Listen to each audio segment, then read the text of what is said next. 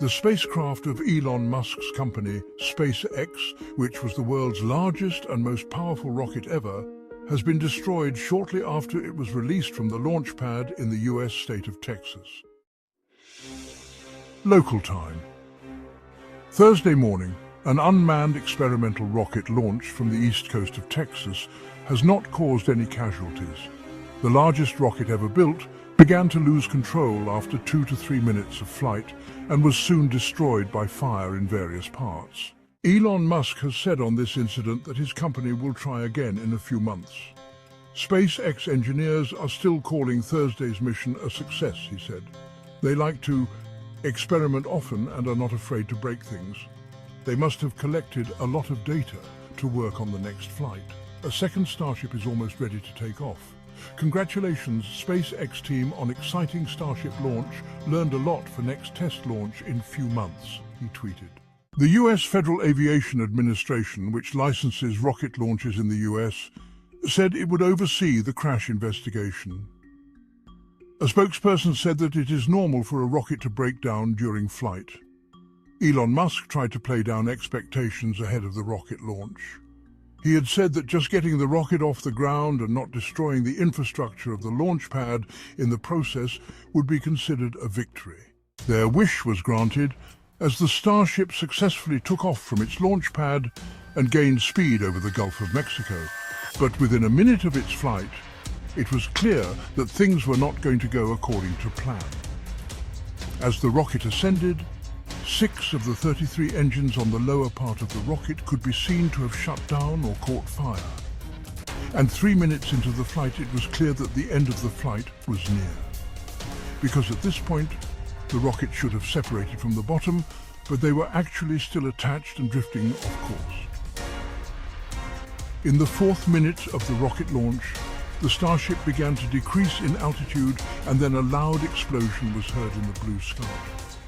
With experience like this, success comes from what we learn, and we've learned a lot about rockets and ground systems today that will inform the future of starships, SpaceX said in a statement. It will help improve flights. The upper part of the Starship, also known as the sails, first flew short, but this was the first time it was launched with a lower part. A very large booster called the Super Heavy booster was attached to it in February.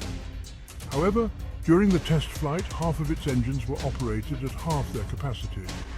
If SpaceX had fired the engines at 90% thrust to lift off the rocket on Thursday, as promised, the part should have delivered about 70 meganewtons of thrust.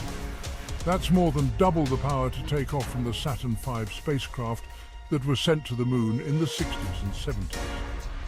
Although the Starship did not destroy its launch pad, images released later indicated that the powerful impact caused significant damage to the launch pad's concrete floor. The mission plan was to send the spacecraft on a complete orbit around the Earth, ending in the Pacific Ocean about 100 kilometers north of Hawaii. There was no expectation that the spacecraft or the Super Heavy would be recovered. However, the long-term plan is to successfully land both segments, refuel them, and launch them repeatedly.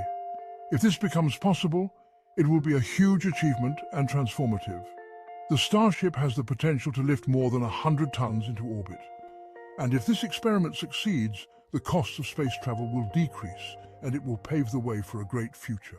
Space consultant Carissa Bryce Christensen said the space industry certainly has high expectations about the potential disruption of the spacecraft. From a commercial point of view, its greater capacity could be important, he told the BBC. A massive man-made spacecraft could be key to the rise of space tourism. Another factor is the cheapness of the spacecraft. The two main aspects of this are that you have a space vehicle that has a high capacity and potentially a very low cost. Elon Musk will initially use Starship to launch small satellites of his company's band internet. And when the engineers of the SpaceX company are confident in the performance of this space vehicle, they will allow people to travel in space. The first mission in this regard has already been decided. It will be commanded by billionaire American businessman and fighter pilot Jared Isaacman. He has already traveled to space in the SpaceX Dragon capsule. Japanese fashion billionaire Yusaku Mizuwa will make the first flight around the moon. He will be taking 8 artists with him as part of his Dear Moon project. Meanwhile, the US space agency NASA wants to use a version of the Starship to land its astronauts on the surface of the moon.